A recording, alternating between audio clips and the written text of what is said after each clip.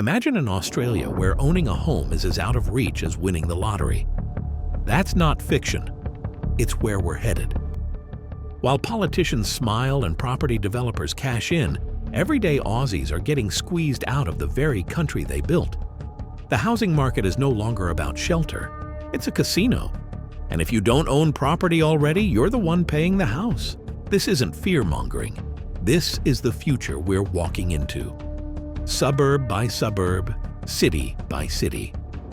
In this report, we'll take you inside the housing dystopia already forming, backed by data, expert warnings, and the real human toll.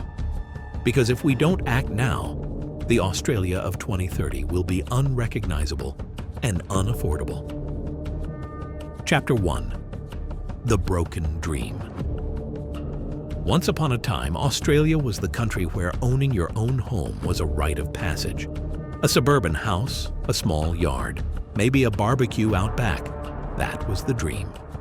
Fast forward to 2025, and that dream is shattered. Young Australians are more likely to inherit debt than property. By 2030, the percentage of homeowners under 40 is projected to fall below 30%, the lowest in modern history. And it's not just young people. More than half of renters over 50 have no plan for retirement other than keep renting and hope the pension covers it. We've shifted from a country of aspiration to one of quiet desperation. Chapter 2. Meet the ghost cities. Take a walk through Docklands in Melbourne or Barangaroo in Sydney after dark. You'll see it. Towers of empty apartments bought by investors but barely lived in.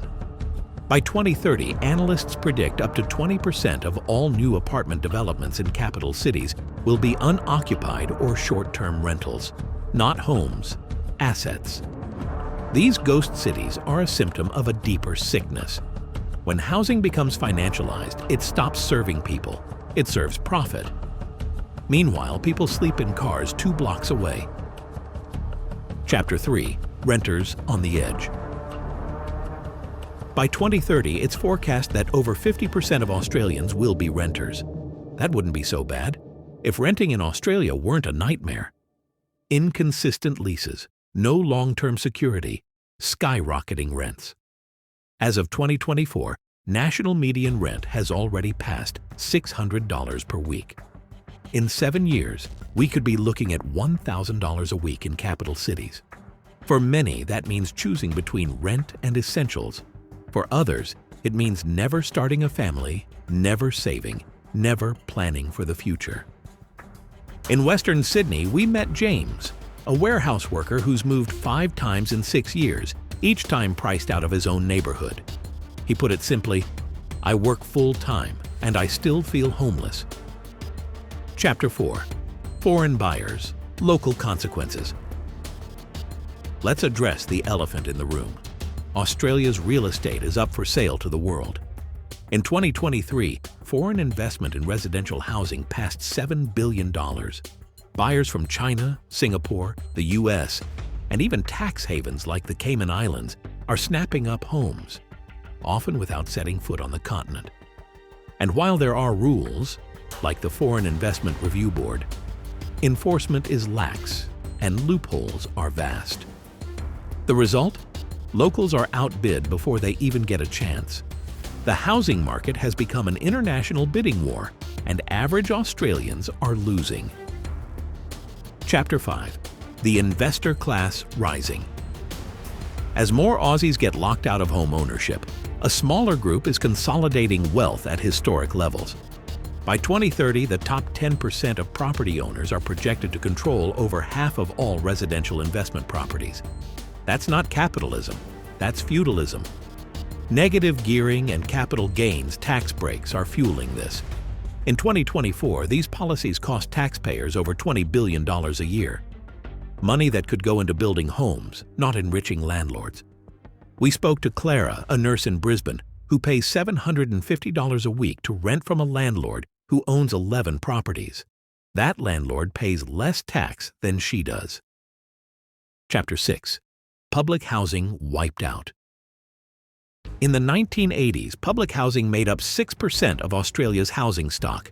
Today, it's less than 2%, and it's getting worse. By 2030, without serious reinvestment, some states will have wait lists over 100,000 people long. The Albanese government has promised 30,000 social homes over 5 years, but the shortfall is 10 times that. We met Sheila, a 72-year-old pensioner in Victoria, who's been waiting for housing for 3 years while couch surfing between her daughter's and son's homes. She calls it the new elderly homelessness. Chapter 7. Infrastructure can't keep up. It's not just housing, it's everything connected to it. Every year we add the equivalent of a new Canberra in population. But we don't build new Canberras to go with it. Public transport is bursting. Emergency rooms are overrun. School wait lists stretch for kilometers. Urban planners warn that by 2030, unless state and federal governments invest massively, key services will become structurally paralyzed. And guess where that hits hardest? The outer suburbs, where most new housing is going. You get a home, but no doctor, no bus, and no school. Chapter 8. The Middle Class Meltdown. The middle class is the backbone of any society. In Australia, it's vanishing. Owning a home used to be the foundation of middle-class life. Now it's a privilege reserved for the wealthy or the inheritors. By 2030, economists warn, we could see a majority of working Australians classified as working poor, spending over 40% of their income on housing. This isn't just a market failure, it's a civilizational one. Chapter 9. The Silent Mental Health Crisis. Housing stress is a public health issue. Mental health professionals report rising anxiety, depression, and suicide risk linked directly to housing insecurity. Families are falling apart under financial pressure. Young people are losing hope. In 2024, Lifeline received over 100,000 calls related to financial stress. Many of them from people worried about eviction. If that's now, imagine 2030. Chapter 10. What can be done, but isn't. We know the solutions, they're not secrets. Ban foreign investment in existing residential property. End negative gearing and cap capital gains concessions. Build 25,000 plus public homes every year. Introduce rent controls and security of tenure laws. Use superannuation and sovereign wealth funds to invest in housing. Countries like Singapore and Finland have done it.